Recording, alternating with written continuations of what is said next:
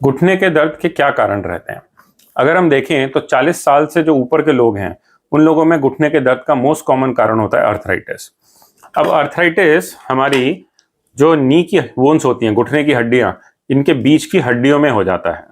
जैसे ये दो हड्डियां हैं, इनके बीच में जब कार्टिलेज घिसने लगता है उसको हम अर्थराइटिस कहते हैं।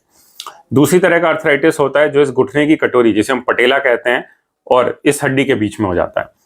तो अर्थराइटिस जो है 40 साल से ऊपर के लोगों को परेशान करता है। ये घुटने का सबसे कॉमन कारण है 40 साल के बाद, और ये नॉर्मली इस तरह से हड्डियों के आपस में घिसने की वजह से शुरू होता है। दूसरा कारण है जो 40 साल से कम आयु वाले लोगों में देखा जाता है, जो कि नॉर्मली होता है मेनिस्कस या फिर लिगामेंट की इंजरी से।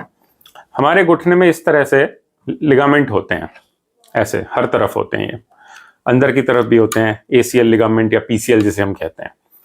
तो अगर ये कभी चोट लगने की वजह से लिगामेंट में चोट इंजरी हो जाती है, टेयर हो जाता है पार्शियल या कंप्लीट, तो इस वजह से भी पेन हो सकता है। ये नॉर्मली यंग लोगों में देखा जाता है।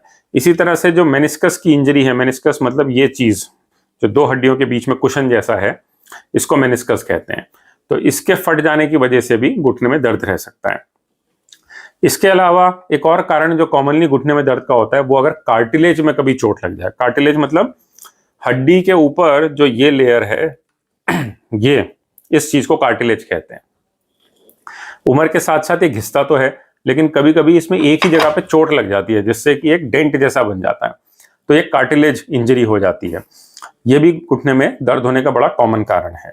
इसके सिवा कुछ रेयर कारण होते हैं, जैसे घुटने के पीछे की तरफ एक सिस्ट होती है जिसको हम पॉप्लिटियल सिस्ट कहते हैं। कभी कभी वो बड़ी हो जाती है, उसमें फ्यूजन हो जाता है जिससे पेन हो जाता है। या फिर कभी कभी जैसे बरसा होते हैं, बरसा एक बैग्स होते हैं घुटने में, जो कि यहाँ पे होते हैं इस जगह पे, या फिर यहाँ पे होते हैं साइड में, जो कि लुब्रिकेशन का काम करते हैं। कभी कभी उसमें सूजन आ जाती है, खास तौर से अगर किसी को गाउट है या कोई मेटाबॉलिक प्रॉब्लम है। तो अगर इस तरह के आपको घुटने में दर्द रहता है जो कि लंबे समय से परेशान कर रहा है, तो इसमें सबसे पहले आप अपने डॉक्टर को दिखाइए, जो आपका एक्सरे या एमआरआई करके देखेंगे। एक्सरे या एमआरआई से नॉर्मली हमें हर प्रॉब्लम का पता चल जाता है जो भी घुटने में है।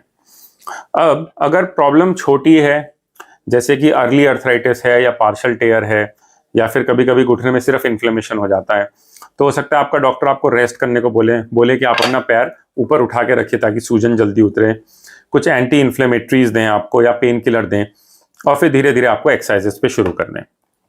एक्यूट कंडीशन में अगर कभी लिगामेंट की इंजरी है या नी बहुत पेनफुल है, तो हो सकता है आपको कोई ब्रेस भी दे वो पहनने को। ये एक्सरसाइजेस नॉर्मली एक रेस्ट के पीरियड के बाद शुरू करते हैं, जबकि दर्द कम हो जाता है। एक्सरसाइज के लिए आप हमारे चैनल पे हमारे वीडियोस भी हैं नी एक्सरसाइजेस के, वो आप देख सकते हैं, और चाहे तो अगर आपको अलाउड है, आपके डॉक्टर ने बोला है, तो घर पे उन वीडियो को देख के आप शुरू भी कर सकते हैं। रेयर केसेस में जब चोट बहुत ज़्यादा हो, या अर्थराइटिस बहुत ज़्यादा हो, या इन्फ्लेमेशन बहुत ज़्यादा हो, या फिर कार्टिलेज को डैमेज बहुत ज़्यादा हो, तभी सर्जरी की ज़रूरत पड़ती है। लिगामेंट की इंजरी या फिर मेनिस्कस की इंजरी या फिर अगर कार्टिलेज की इंजरी है, तो उसके लिए नॉर्मली हम आर्थ्रोस्कोपिक नी सर्जरी करते हैं और उससे वो ठीक हो जाते हैं।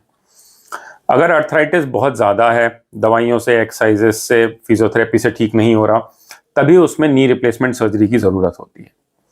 तो जो इस वीडियो में मैंने आपको बताई हैं मोस्ट कॉमन चीज़ें जो घुटने का दर्द करती हैं, वो ये हैं, और उनका इलाज ग्रॉसली या तो रेस्ट, एक्सरसाइज, फिजियोथेरेपी, ब्रेस, या फिर रेयरली सर्जरी से हम उसको ठीक कर सकते हैं।